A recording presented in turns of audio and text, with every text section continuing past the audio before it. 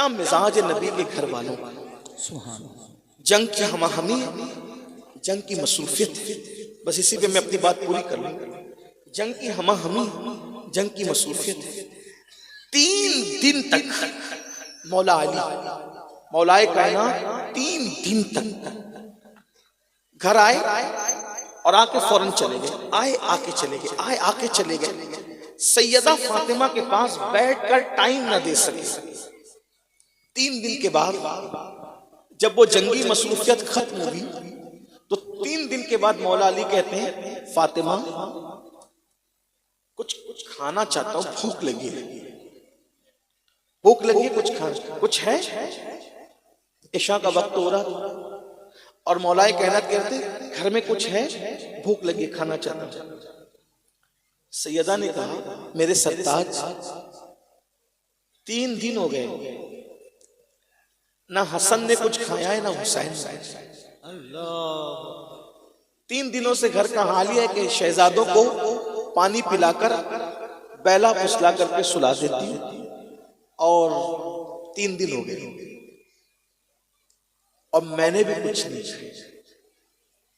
3 दिन से मैंने भी कुछ नहीं खाया क्योंकि घर में कुछ है ही नहीं, घर में अल्लाह की बरकत है, कुछ नहीं।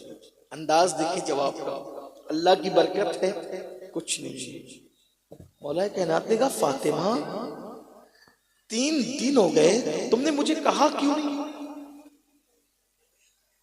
ये आप और हम सब के लिए, ये नबी का घर है, नबी के घर वाले अहलुल बैत है, इनकी मोहब्बत पर जन्नत की बशारत है, इनकी मोहब्बत पर रसूलुल्लाह के साथ जन्नत में दाखिले की बशारत है। हमने मोहब्बतों के दावे किए, इनको आइडियल नहीं बनाया। नहीं होता आज किसी के घर में फाका, आज नहीं होता है जी। फकीर लोग भी दिन में 3 मरतबा पेट भर के खाना खाते, मगर मलका फिरदौस से बरी जिनके टुकड़ों पर कायनात पल रही है, उसके घर में 3 दिन से चूल्हा नहीं जला है। और हाल ये शौहर कह रहे, तुमने मुझे बताया क्यों नहीं? बता तो देती ना। तो क्या कहती बताया, क्या कहती? बाबा ने कहा था ना, अली से कभी शिकायत नहीं करनी। मैं कैसे शिकायत करती आपसे, और आप तो मसरूफ थे, आपकी मसरूफियत में मैं खलल पैदा करती, इसलिए 3 दिन से आपकी मसरूफियतों को देखते हुए बच्चों को भी बहला बहला कर सुला रही, मैंने भी कुछ नहीं खाया। अब मौलाए कायनात, अच्छा रुको, मैं जरा तलाश करता हूं, कोई मजदूरी अगर मिले तो मैं इंतजाम करता हूं। रात इशा के वक्त अब मजदूरी ढूंढने निकले अली, वो अली जो वलियों का सरदार, सुभान अल्लाह, खातिमुल विलायत, फातिह खैबर है। और अहले सुन्नत के अकीदे में इमाम अहले सुन्नत कहते हैं, शान अली ये मुर्तजा ये है, असले नस्ले सफा वस्ले वजहे खुदा, नबी की नस्ल की असल को अली कहते हैं और खुदा के कुर्ब के सबब को अली कहते हैं। बाबे फसले विलायत में लाखों सलाम, जो हाथ पकड़कर विलायत के दरवाजे तक ले जाते हैं उसको अली कहते हैं। इसीलिए मेरे इमाम कहते हैं, सलामी जिसके दर का हर वली है, अली है, हाँ अली है, हाँ अली है। सुभान अल्लाह। जिसके बच्चों की गुलामी जन्नती बना दे, जिसके दर पे झाड़ू देना विलायत का तमगा अता कर दे, जिसके बेटों में गौसे पाक और गरीब नवाज जैसी हस्तियां हो। अब वो इशा के वक्त जब सुनते हैं कि 3 दिन से घर में कुछ नहीं है, तो कहते हैं, अच्छा मैं जरा मजदूरी करके आता हूं। और रात का वक्त था, ऐसे तरक्की याफ्ता बज़ाहिर जो कारोबारी तरक्कियां हैं, ऐसा दौर तो नहीं था। मगरिब बाद लोगों के दरवाजे पे जो चूल्हे होते थे घरों के अंदर, वो बुझने लगते थे। इशा के बाद दरवाजे बंद हो जाते थे। इशा के बाद बिस्तरों पे सोने वाले सो जाते थे, मुसल्लों पे रोने वाले रोते थे, कोई नजर ही नहीं आता था रास्तों पे। मौलाए कायनात फरमाते हैं, अच्छा मैं जरा देखता हूँ, कुछ मिलता है तो ले आता हूँ। मौलाए कायनात गए और कुछ लोगों से कहा कि क्या आज कोई मुख्तसर वक्त के लिए मजदूरी मिल सकती, कोई काम धाम मिल सकता है, ताकि मैं कुछ इंतजाम करना है। रात हो गई थी, कुछ काम तो बचा नहीं था। खुदा का करना ये, अचानक मुसाफिरों का एक काफिला, तिजारती काफिला मदीने मुनव्वरा में आया। किसी ने कहा अली, मदीने के बाजार में कल सुबह बिकने के लिए अभी कुछ सामान आया है और वो बाहर के लोग हैं, ताजिर लोग हैं, हो सकता है कुछ काम बन जाए। मौलाए कायनात गए और देखा कि उनका साजो सामान बहुत ज्यादा था। तो मौला अली ने फरमाया, मैं तुम्हारा सामान उतार दूं, मैं तुम्हारा सामान उतार दूं? तो उन्होंने कहा हाँ, हमें किसी मजदूर की जरूरत है, सामान उतार दो। कितने में उतारोगे? मौला कायनात ने कहा तुम्हें जो देना है दे देना, मैं सामान उतार देता हूँ। उन्होंने कहा सारा सामान उतार दीजिएगा ए जवान, सारा सामान उतार देना, बदले में हम तुम्हें 2 दिरहम देंगे, 2 चांदी के सिक्के 2 दिरहम देंगे। यहां मैं अपने जवानों की तवज्जो चाहता हूं, इतनी बड़ी हस्ती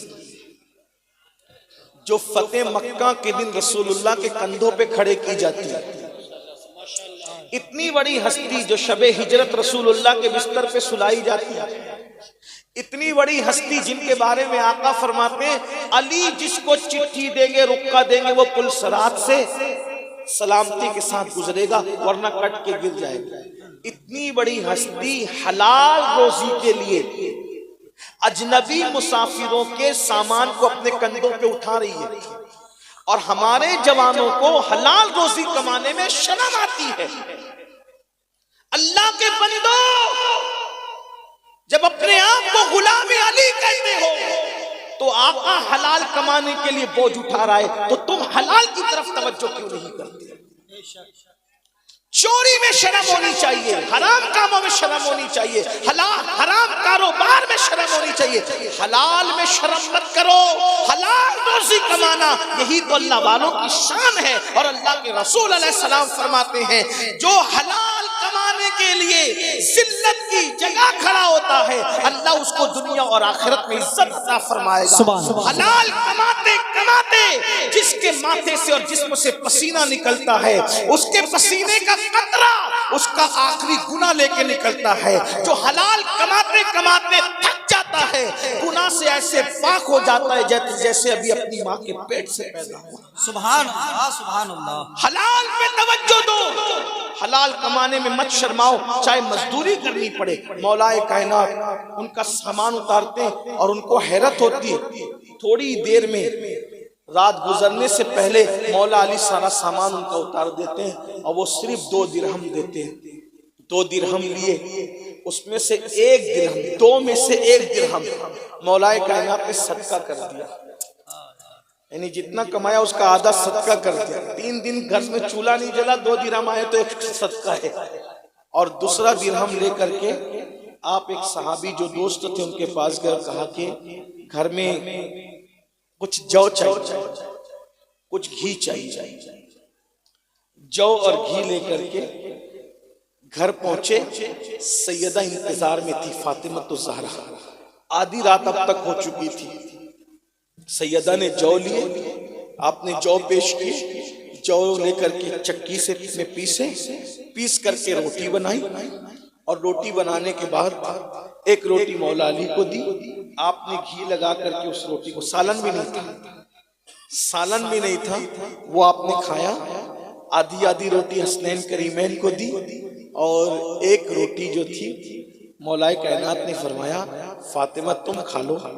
जैसे ही रोटी की तरफ हाथ बढ़ा, ख्याल आया घर में कनीज भी तो है ना, तो सैयदा फातिमा तो ज़हरा ने वो रोटी उठा करके कनीज को दे दी, और कनीज को दे करके कहा तुम खा लो, मैं पानी पीकर आज भी शुक्र करते हुए मुसल्ले पे रात गुजार दूंगी।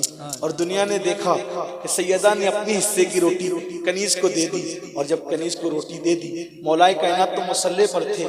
जब सुबह हुई तो कनीज ने बताया कि अपनी हिस्से की रोटी कनीज को दे दी थी। तो सैयदना मौलाए कायनात फरमाते वल्लाह दुनिया और आखिरत में फातिमा जैसी कोई औरत बीवी की हैसियत से नहीं हो सकती। सैयदना फातिमा तुज़हरा, ये अंदाज है, ये मिजाज है, जबान पे शिकवा नहीं है, शिकायत नहीं है, ये जिंदगी का माहौल है। हमारे घर का क्या है? अगर गुर्बत है तो शिकायत है, और मालदारी है तो अय्याशी है, गुनाह है, अल्लाह की नाफरमानी है।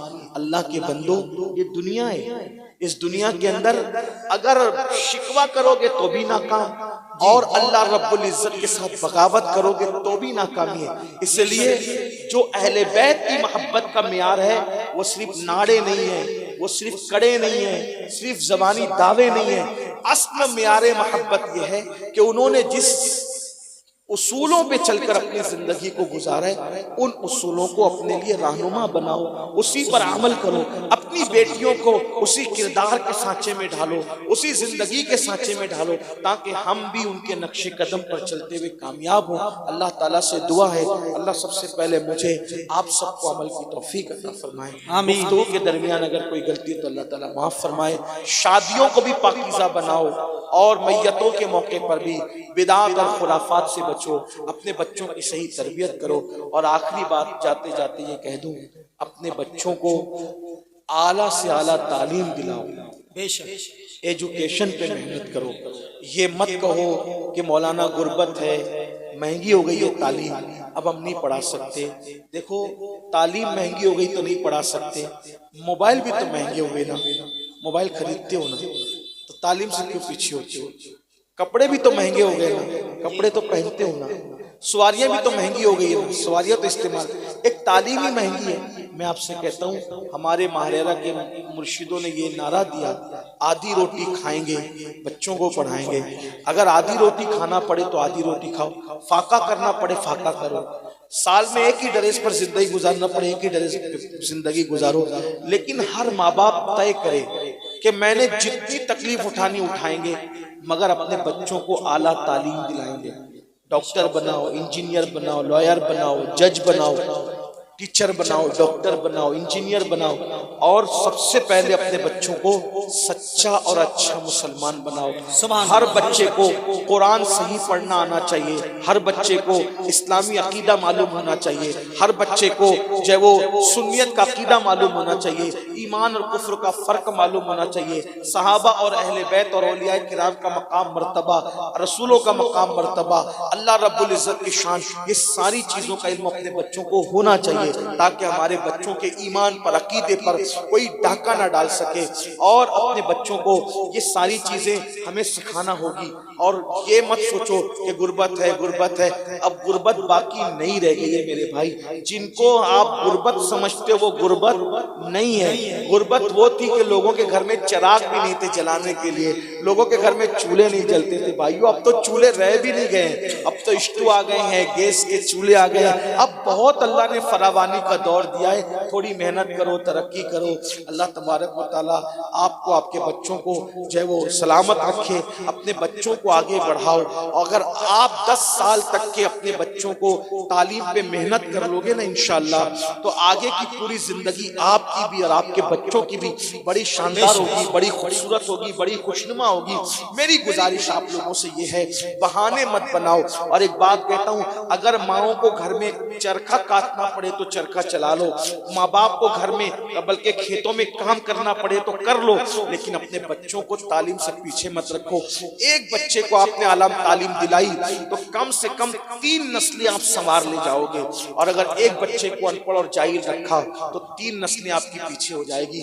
आप अगर लोगों के सामने कंधे से कंधा मिला के खड़े रहना चाहते हैं, अमीर गरीब सब इल्म पर मेहनत करो, एजुकेशन पे मेहनत करो, और अपने बच्चों को नमाजी बनाओ, दीनदार बनाओ, घर में उनकी अच्छी